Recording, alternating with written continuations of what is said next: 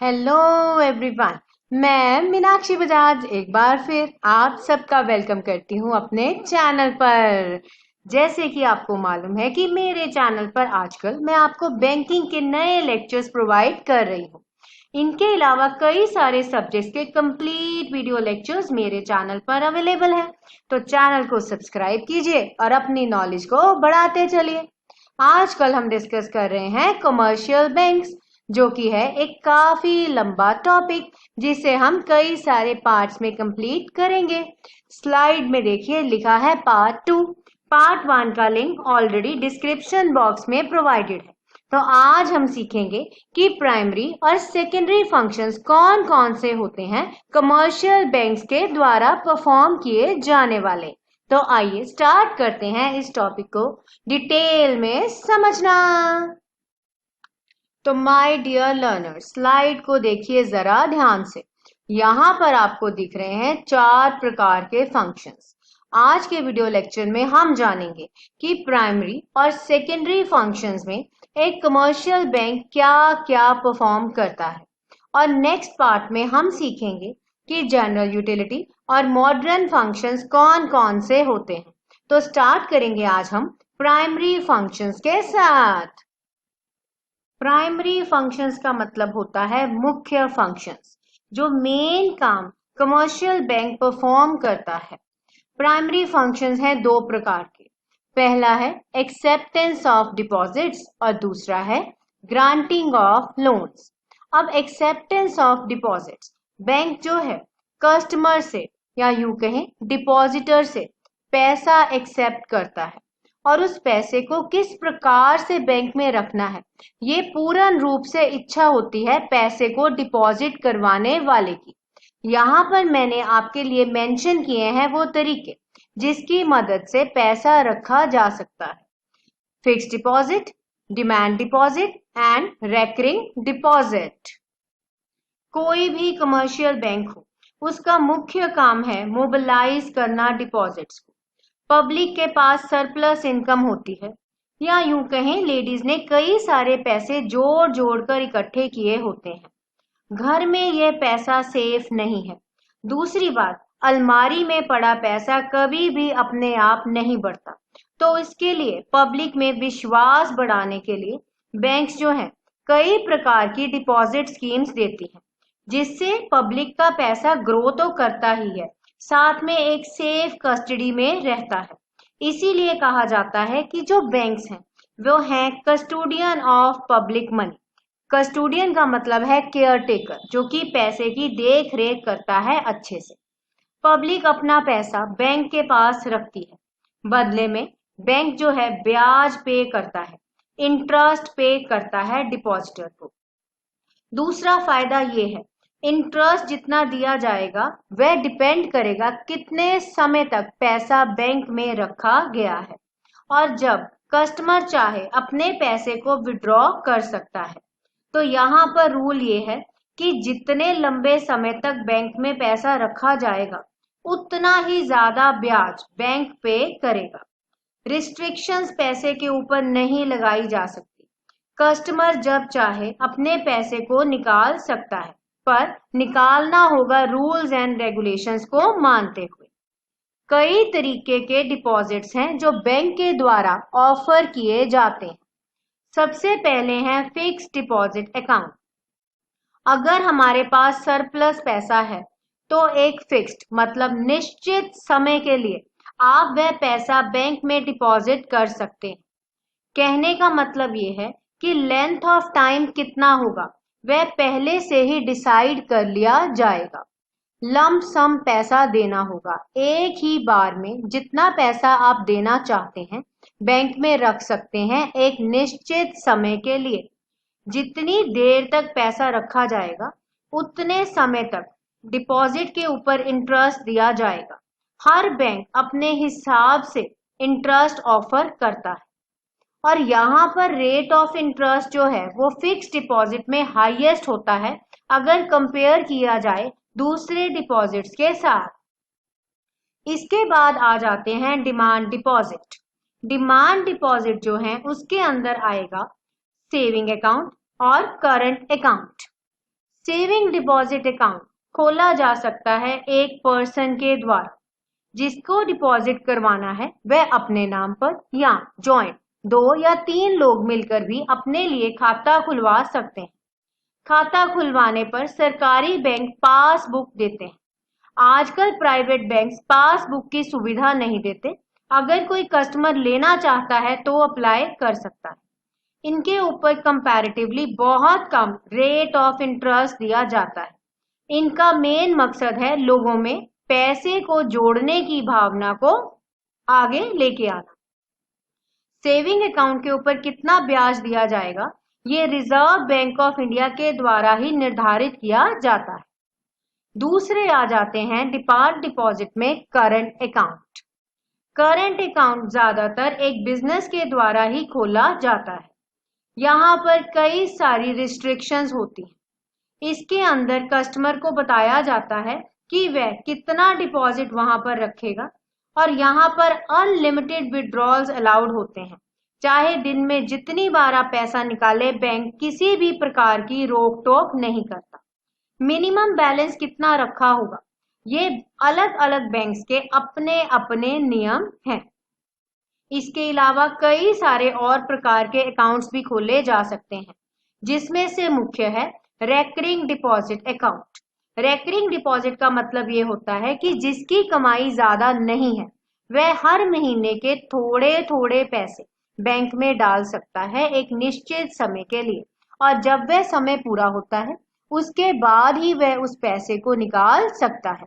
तो इस तरीके से थोड़ा थोड़ा करके एक काफी अच्छी अमाउंट लोग जमा कर सकते हैं। ये थे फंक्शंस एक्सेप्टेंस ऑफ डिपॉजिट के। दूसरा प्राइमरी फंक्शन आ जाता है granting loans and advances. Bank जो है वो बोरोवर को पैसा भी देता है जरूरत पड़ने पर। यहाँ पर हर एक बैंक के अपने रूल्स हैं, जिससे वह कस्टमर की क्रेडिट वर्दीनेस चेक करते हैं और उसके अकॉर्डिंगली ही कितना लोन देना है और कितने समय के लिए देना है, इसके ऊपर डिसीजन लेते हैं। तो चलिए देखते हैं किस प्रकार के लोन्स एंड एडवांसेस बैंक के द्वारा दिए जाते हैं। अब जैसे कि मैंने आपको बताया कि बैंक लोन्स भी देते हैं और एडवांसेस भी देते हैं। यहाँ पर एक बहुत इंपॉर्टेंट क्वेश्चन है कि लोन्स और एडवांसेस के बीच का मुख्य अंतर क्या है। सबसे पहली बात तो ये है कि जो लोन होता है वह ज्यादातर लंबे समय के लिए दिया जाता है, 1 साल से ज्यादा के लिए। और एडवांस जो है ये एक क्रेडिट फैसिलिटी है जो कि एक बिजनेस को दी जाती है और ज्यादातर ये लंबे समय के लिए नहीं होती। लोन होता है किसी बड़ी चीज को खरीदने के लिए, पर एडवांसेस होते हैं बिजनेस के डे टू डे रिक्वायरमेंट्स को पूरा करने के लिए। जब हम बात करते हैं लोन की तो यहाँ पर ब्याज चार्ज किया जाता है पूरी अमाउंट के ऊपर। पर यहाँ ध्यान से सुनिए, एडवांसेस के केस में इंटरेस्ट चार्ज किया जाएगा सिर्फ और सिर्फ उतनी अमाउंट के ऊपर जितनी कस्टमर ने विड्रॉ की है। मान लीजिए मेरे को 1 लाख का एडवांस सैंक्शन हुआ, पर मैंने 1 लाख में से 70,000 का ही यूज किया, तो ब्याज कितने के ऊपर लगेगा? 70,000 के ऊपर। पर लोन के केस में 1 लाख के ऊपर ही ब्याज देना पड़ेगा। तो इस तरीके से दोनों में अंतर है। लोन की किस्तें लौटानी होती हैं इंस्टॉलमेंट्स में, पर एडवांस के केस में बोरोवर चाहे तो सारा पैसा इकट्ठा वापस कर सकता है। अगर कोई बोरोवर लोन लेना चाहता है तो उसे कोई ना कोई सिक्योरिटी के तौर पर एसेट बैंक के पास रखना पड़ता है, जिसकी ओनरशिप एक्सचेंज हो जाती है अगर पैसे की वापसी ना की जाए। पर एडवांसेस के केस में बिजनेस जो है वह देता है बिजनेस की बैलेंस शीट को देखते हुए लोन। और दूसरी बात, यहाँ पर जो लोन है वो कई सारी चीजों के लिए लिया जा सकता है। किसी ने गाड़ी खरीदनी है, घर खरीदना है, या कोई ऑटोमोबाइल खरीदना है, या कुछ भी कंज्यूमर ड्यूरेबल खरीदना है, उसके लिए लोन लिया जा सकता है। पर एडवांसेस होते हैं बिजनेस को कैरी ऑन करने के लिए। अब ये था मेन फर्क लोन्स ऑन एडवांसेस के बीच में। अब हम सीखेंगे कि एडवांसेस कितने प्रकार के होते हैं। स्टार्ट करेंगे हम कैश क्रेडिट के साथ। जैसे कि मैंने आपको बताया कि एडवांसेस थोड़े समय के लिए होते हैं, उसी प्रकार से कैश क्रेडिट भी एक शॉर्ट टर्म लोन फैसिलिटी ही है, जो कि एक फिक्स्ड अमाउंट के ऊपर एडवांस दिया जाता है बिजनेस हाउस। कैश क्रेडिट लेने के लिए किसी न किसी प्रकार की सिक्योरिटी बैंक के पास रखनी पड़ती है, जैसे कि कोई टेंजिबल एसेट हो या गारंटी हो। कई लोग एफडी भी बैंक के पास गिरवी रख के उसके बदले में एक लोन उस पर ले लेते हैं। हर एक कैश क्रेडिट के ऊपर कई सारी टर्म्स एंड कंडीशंस होती हैं। इंटरेस्ट चार्ज किया जाता है सिर्फ उसी अमाउंट के ऊपर जितनी टोटल सैंक्शनड अमाउंट में से विड्रॉ की गई है। दूसरी फैसिलिटी जो बैंक देता है वह है ओवरड्राफ्ट की फैसिलिटी। ओवरड्राफ्ट का मतलब होता है जब एक अकाउंट होल्डर अपने अकाउंट में से जमा किए हुए पैसों से ज्यादा निकलवा लेता है। अब आप सोच रहे होंगे कि ऐसा किस प्रकार होगा, तो ये फैसिलिटी दी जाती है करंट अकाउंट होल्डर्स को। अब क्यों दी जाती है ये फैसिलिटी? इसके पीछे मुख्य कारण ये है कि यहाँ पर अकाउंट होल्डर गारंटी देता है, किसी ना किसी प्रकार से कोई सिक्योरिटी देते हुए।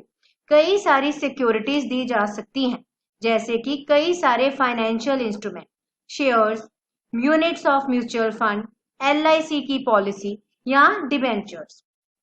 कई बार जो अकाउंट होल्डर है उसकी पर्सनल वर्थ देखी जाती है कि उसकी क्या स्टैंडिंग है। उस केस में क्लीन ओवरड्राफ्ट भी सैंक्शन कर दिए जाते हैं। अब यहाँ पर क्वेश्चन आपके माइंड में ये आना चाहिए कि कैश क्रेडिट और ओवरड्राफ्ट में क्या फर्क है? जी हाँ, फर्क है। कैश क्रेडिट में एक प्रॉपर लिमिट सैंक्शन की जाती है और यहाँ पर वो जो लिमिट होगी वह डिपेंड करेगी कि अकाउंट होल्डर ने कौन सी सिक्योरिटी बैंक के पास प्लेज की है, उसकी कुछ परसेंटेज ही सैंक्शन की जाएगी। पर ओवरड्राफ्ट के केस में अलाउड की जाएगी कई सारी सिक्योरिटीज के ऊपर। अगर एक पर्सन की अपनी वर्थ बहुत अच्छी है या ऐसा कस्टमर है जो बैंक से काफी देर से जुड़ा है, तो उसकी बैलेंस शीट को भी ध्यान में रखते हुए ओवरड्राफ्ट की सुविधा उस कस्टमर को दी जा सकती है। और इस केस में भी इंटरेस्ट सिर्फ उतनी अमाउंट के ऊपर ही लगेगा जितनी टोटल में से वह विड्रॉ करेगा। तीसरी एडवांस की तरीका है बिल डिस्काउंटिंग। बिजनेस में जब ट्रांजैक्शंस होती हैं तो उधार की ट्रांजैक्शंस भी होती हैं। उस केस में एक बिल लिख दिया जाता है जिसमें यह निश्चित किया जाता है कि कितने समय के बाद कितना पैसा दिया जाएगा। अब यहाँ पर उस बिल को कई महीने रखना पड़ेगा, पर यहाँ पर जिसने पैसे लेने हैं यानी सेलर ये चाहता है कि उसे तुरंत पैसे मिल जाए, तो वह करवा सकता है उस बिल को डिस्काउंट बैंक के पास जाके। तो ये है एक शॉर्ट टर्म लोन, जहां पर बैंक जो बिल लिखा गया है ड्रॉर के द्वारा, ड्रॉर है माल बेचने वाला सेलर, उसने यहाँ पर बिल लिखा ड्रॉई के ऊपर जो कि है एक बायर। तो उस बिल पर जितनी अमाउंट लिखी है उसमें से कुछ डिस्काउंट के चार्जेस काटते हुए बैंक सारे पैसे ड्रॉर के अकाउंट में डाल देता है। इस प्रकार से ड्रॉर को कई महीने वेट नहीं करनी पड़ती, वह अपने पैसे लेता है और उसे काम में दोबारा से लगा सकता है। तो यहाँ पर आपको ये समझ आया कि जो बैंक है उसने डिस्काउंट या उसे कमीशन भी आप कह सकते हैं, वह बिल की अमाउंट में से काटी और बाकी पैसे ड्रॉर को दे दिए। और जब उस बिल की ड्यू डेट आएगी तो बैंक के पास हक होगा कि वह ड्रॉई से वह पैसा ले ले और बदले में अपनी ट्रांजैक्शन को कंप्लीट कर ले। तो इसके साथ ही हमारे आज के फंक्शंस कंप्लीट हुए। अगले वीडियो लेक्चर में हम जानेंगे कि कमर्शियल बैंक और कौन कौन से फंक्शंस परफॉर्म करता है। तब तक आप जुड़े रहिए मेरे चैनल के साथ और सीखते रहिए नए नए टॉपिक्स। तो मिलते हैं बहुत जल्द।